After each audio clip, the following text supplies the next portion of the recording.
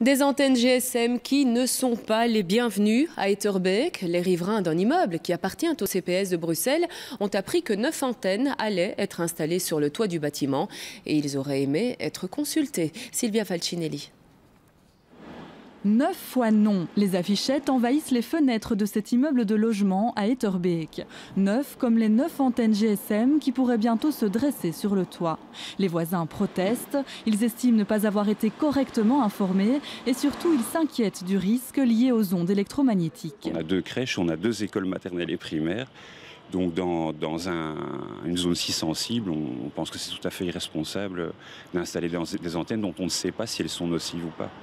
La pétition lancée par les riverains approche les 450 signatures. Une démarche appuyée par le bourgmestre qui souligne aussi l'apport financier de ces antennes pour les propriétaires qui louent leur toit, en l'occurrence ici le CPS de Bruxelles.